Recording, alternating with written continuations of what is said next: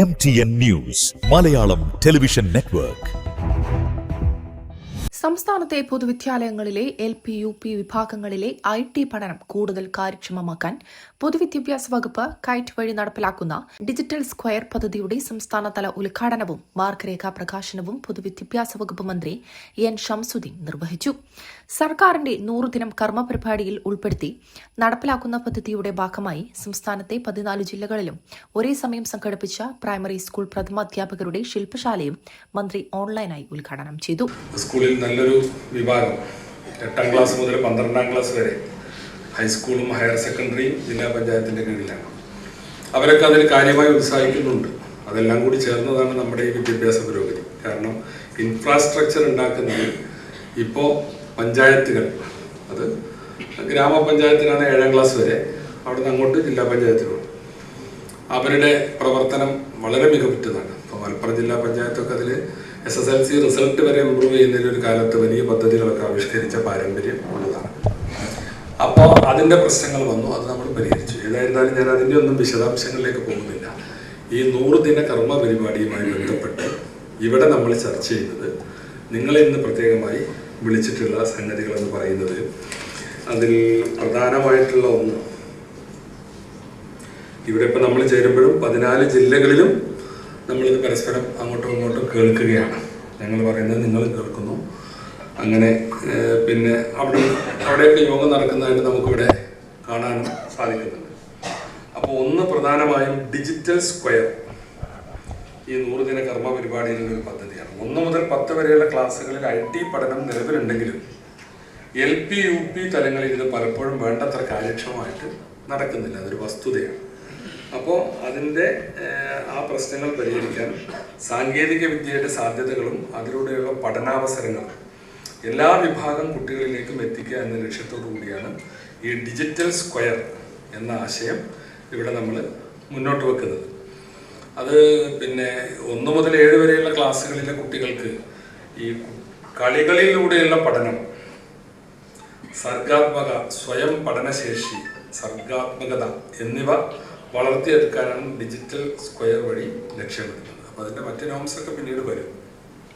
അതിവിടെ തന്നെ ചർച്ച ചെയ്യും. ഈ യോഗത്തിൽ തന്നെ അതിൻ്റെ നിർദ്ദേശങ്ങൾ കിട്ടും. അപ്പോൾ കൈറ്റാണ് ഇതിന് വേണ്ട കാര്യങ്ങൾ ചെയ്യുന്നത്.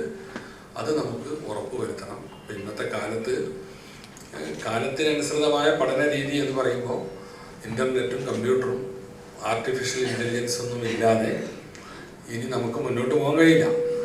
അപ്പം നമ്മുടെ കുട്ടികൾ പ്രാഥമിക തലങ്ങളിൽ അതൊന്നും പഠിക്കാതെ പോയാൽ അതിൻ്റെ ഒരു പ്രയാസം അവർക്ക് തുടർന്നുണ്ടാവും.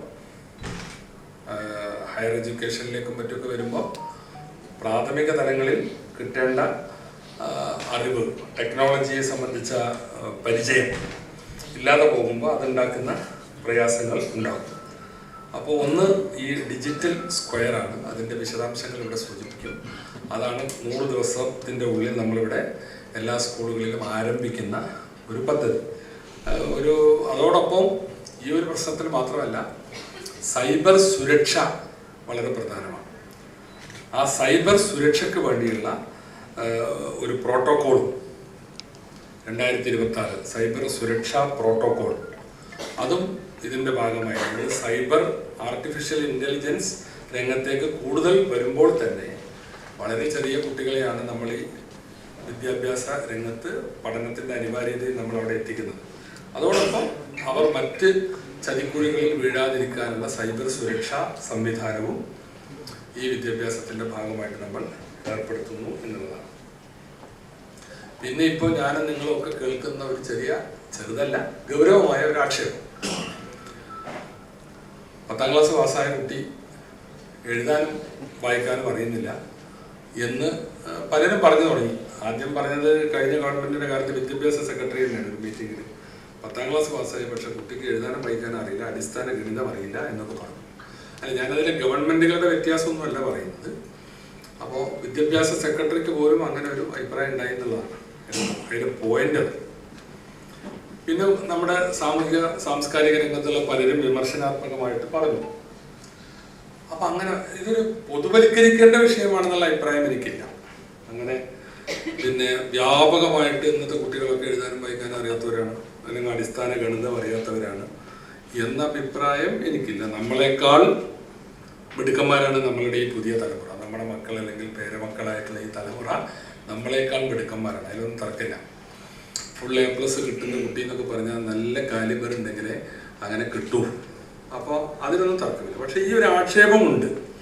അപ്പോൾ അത് പരിശോധിക്കാൻ അല്ലെങ്കിൽ അത് പരിഹരിക്കാൻ, ആർക്കെങ്കിലും അങ്ങനെ ഉണ്ടെങ്കിൽ അത് പരിഹരിക്കാൻ നമ്മൾ താരാപഥം എന്ന പേരിൽ ഒരു പ്രോജക്റ്റ്, അതാത് ക്ലാസ്സുകളിൽ ആർജിക്കേണ്ട വിവരം അതാത് ക്ലാസ്സിൽ ആർജിച്ചിട്ടുണ്ടോ എന്ന് വിലയിരുത്താനുള്ള ഒരു പദ്ധതി, ഒരു സ്കീം ഈ 100 ദിന കർമ്മ പരിപാടിയിൽ ഉൾപ്പെടുത്തിയിട്ടുണ്ട്. പഠന മികവ് വിലയിരുത്തുന്ന താരാപഥം സംവിധാനം, സ്കൂൾ വിക്കിത്തോൺ, ലിറ്റിൽ കൈറ്റ്സ്, IT ക്ലബ്ബുകൾ UP തലത്തിലേക്ക് വ്യാപിപ്പിക്കൽ എന്നിവയും പദ്ധതിയുടെ ഭാഗമാണ്. പദ്ധതി നടത്തിപ്പിനായി IT കോർഡിനേറ്റർമാർക്കും അധ്യാപകർക്കും കൈറ്റ് പ്രത്യേക പരിശീലനം നൽകുമെന്ന് കൈറ്റ് CEO OK അൻവർ സാദത്ത് വ്യക്തമാക്കി. മലപ്പുറത്ത് നടന്ന ചടങ്ങിൽ ജില്ലാ പഞ്ചായത്ത് പ്രസിഡന്റ് PA ജബ്ബാർ ഹാജി, വിദ്യാഭ്യാസ ഉപഡയറക്ടർ K ശ്രീജ ഗോപിനാഥ്, കൈറ്റ് ജില്ലാ കോർഡിനേറ്റർ മുഹമ്മദ് ഷെരീഫ് തുടങ്ങിയവർ പങ്കെടുത്തു.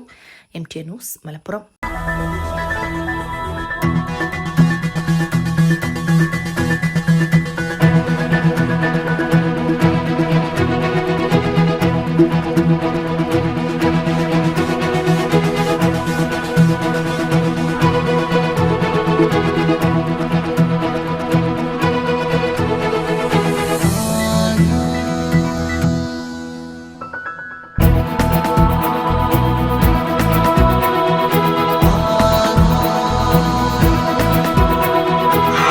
ഹൃദയം പറയും ആധാർ ഗോൾഡ്, കൊണ്ടോട്ടി, പേരാമ്പ്ര, മഞ്ചേരി, ചെമ്മാട്.